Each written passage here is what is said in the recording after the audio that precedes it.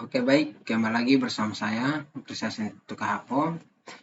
Pada video kali ini kita akan belajar cara bekerja dengan Node.js. Dalam Node.js terdapat banyak model dan kelas yang memiliki fungsi spesifik yang biasa disebut Node.js API atau kepanjangannya adalah Application Programming Language Interface atau pustaka standar. Standar library pada modul ini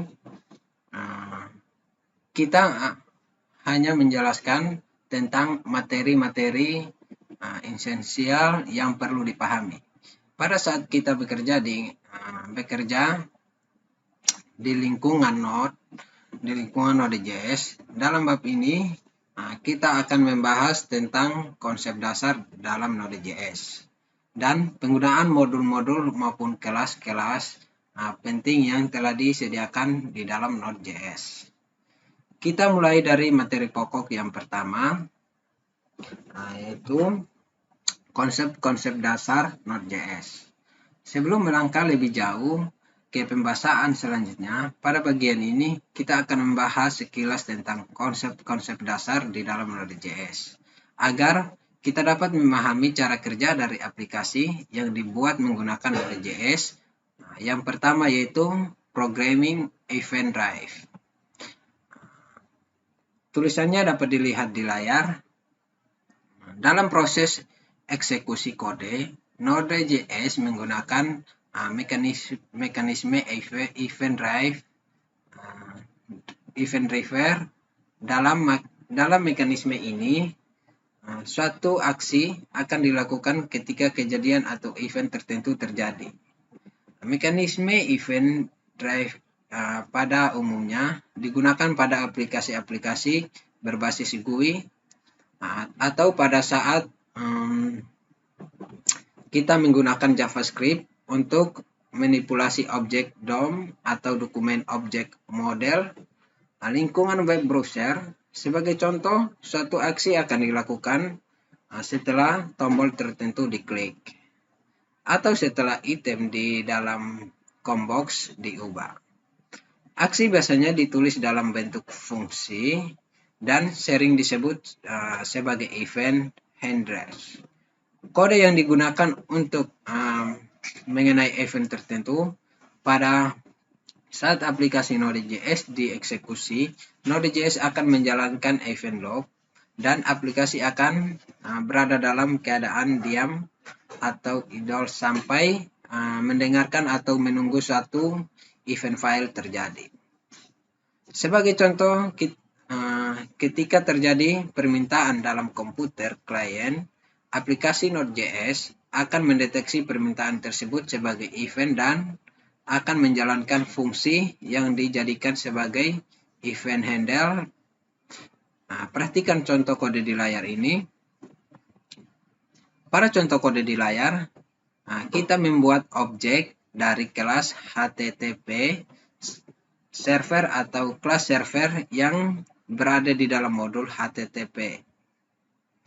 Dengan cara memanggil fungsi HTTP create server, objek tersebut selanjutnya digunakan untuk mendengarkan permintaan yang dikirim melalui port 3000 yang terjadi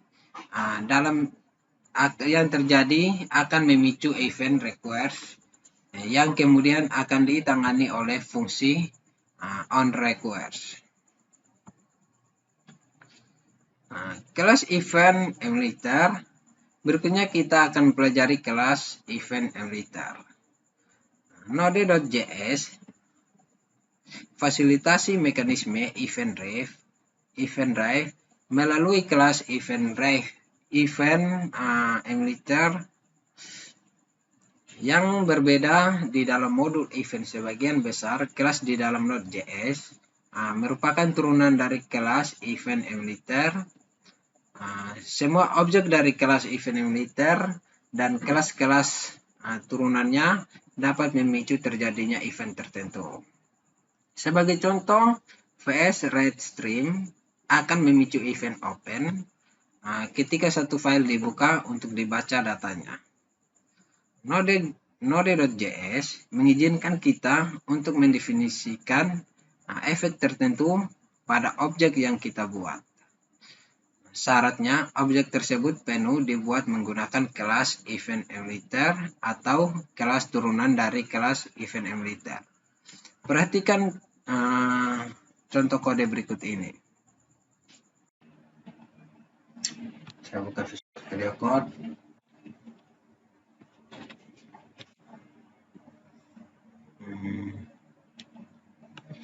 Saya buat file dengan nama event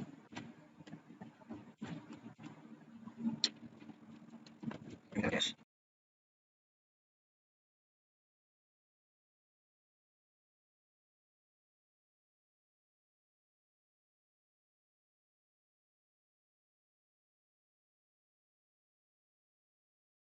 Saya simpan, saya jalankan node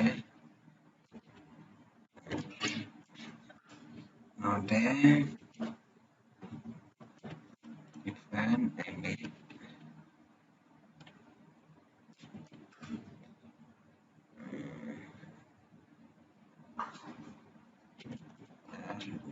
.js.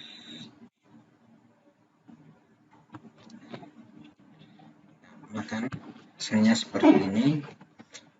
Pendefinisian event di dalam objek dari kelas EventEmulator dilakukan menggunakan metode on.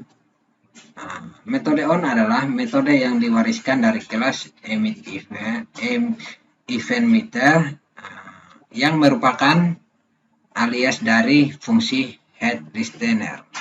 Dengan demikian, penggunaan on di atas ini dapat diganti menggunakan kode berikut ini. Kita ganti on menjadi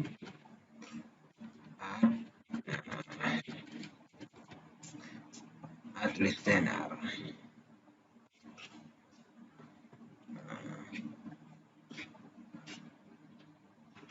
headListener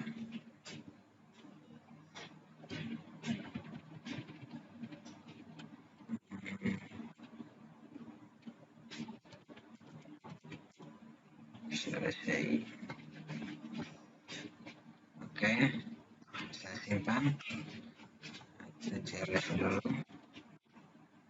saya akan jalankan ulang ya. Maka seperti ini.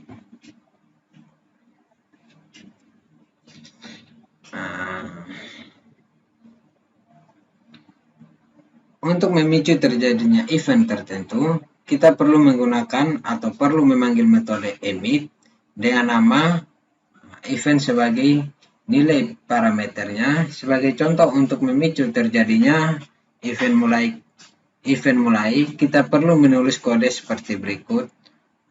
Obj titik emit dalam kurung mulai. Yang ini.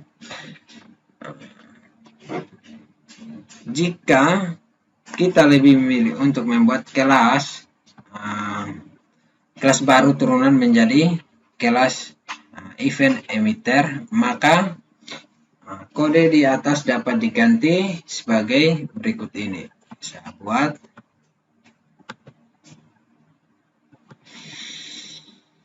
nama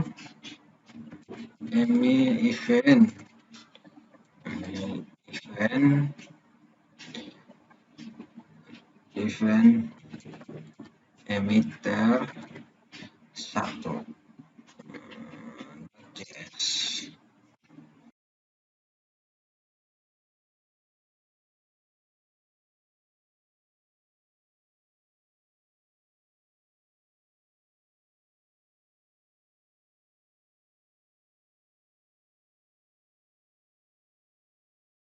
Jalankan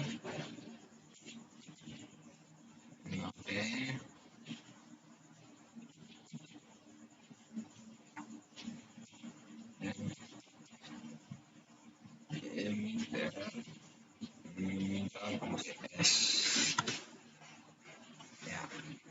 hasilnya sama. Oke, selanjutnya kita masuk ke blocking I/O dan non-blocking I/O. Terdapat dua metode yang dapat digunakan untuk melakukan operasi input atau output di jalan Node.js, yaitu blocking input output dan non-blocking input output. Dalam metode blocking I/O, proses eksekusi kode akan dilakukan sesuai urutan atau sinkronus, sedangkan dalam metode non-blocking I/O, eksekusi dilakukan tidak sesuai urutan atau asinkronus. Untuk mengetahui perbedaan antara kedua metode tersebut, perhatikan terlebih dahulu kode berikut ini. Buat file baru dengan nama .js.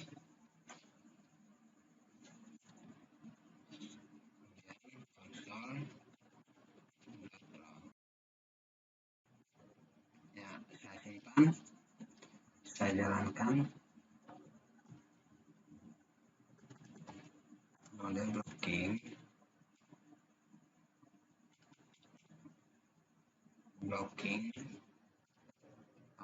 .js. Maka akan muncul seperti ini.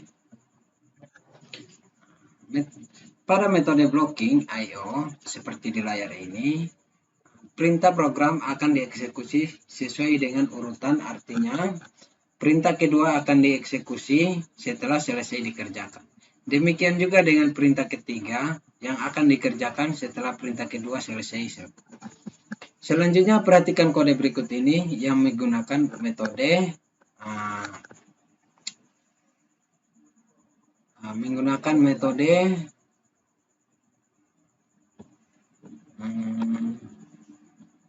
Selanjutnya perhatikan kode berikut ini yang menggunakan metode non-blocking I/O.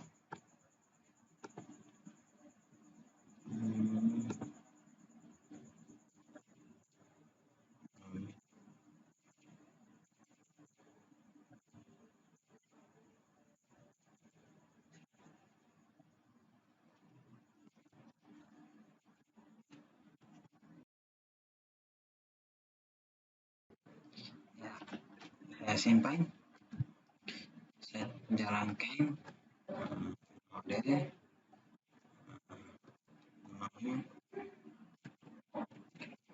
non-blocking I/O.js. Ya. Kali ini perintah program tidak dieksekusi berdasarkan urutan. Pada contoh di layar, kita menunda eksekusi perintah kedua selama 2 detik menggunakan fungsi setTimeout. Sambil menunggu waktu tunda selesai, Node.js akan mencoba untuk menjalankan perintah lain yang dapat dieksekusi terlebih dahulu. Dengan demikian, fungsi setTimeout merupakan fungsi yang dipanggil menggunakan metode non-blocking I/O.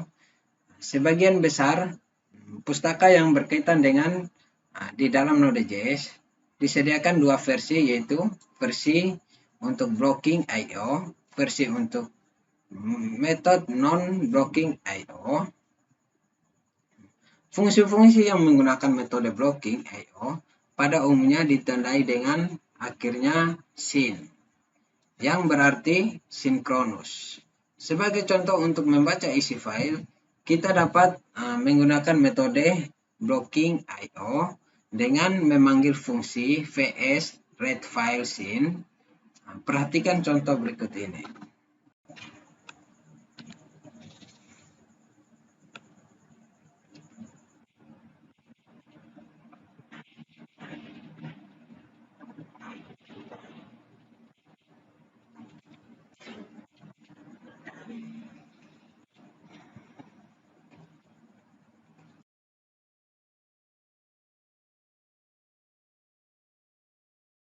Kita jalankan node blocking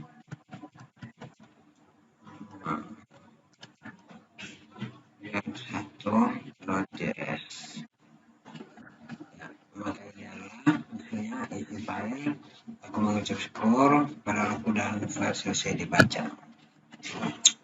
Nah, jika ingin menggunakan metode non-blocking, maka kita dapat memanggil metode vs readLine. Perhatikan kode berikut ini.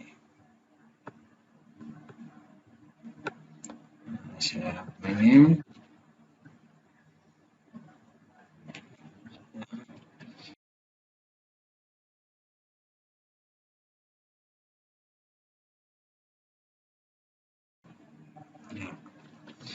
seperti ini, saya simpan, saya jalankan. Ya, oh ya, ini tidak sama file. Saya simpan, saya jalankan ulang. Ya, ini hasilnya sama seperti yang di atas tadi. Isi file, aku mengucap syukur kepada Allahku setiap kali aku mengingat kamu. File selesai dibaca. Berikutnya kita akan mempelajari tentang fungsi callback. Dalam Node.js, event handler banyak diimplementasikan menggunakan fungsi callback, yaitu fungsi yang perankan sebagai parameter dari fungsi lain. Perhatikan kembali potongan kode berikut ini. Saya buat contoh 1.js. Function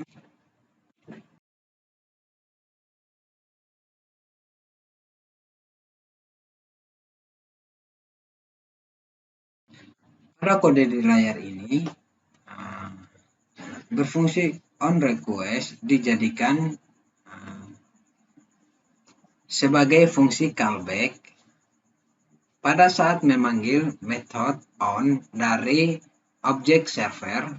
Sebagian besar fungsi callback yang digunakan di dalam Node.js adalah fungsi tanpa nama atau anonymous function.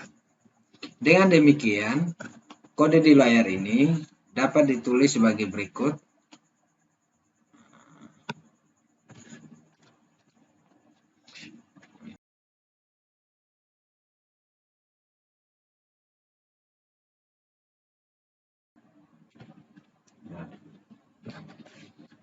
Dapat seperti sekian dan terima kasih.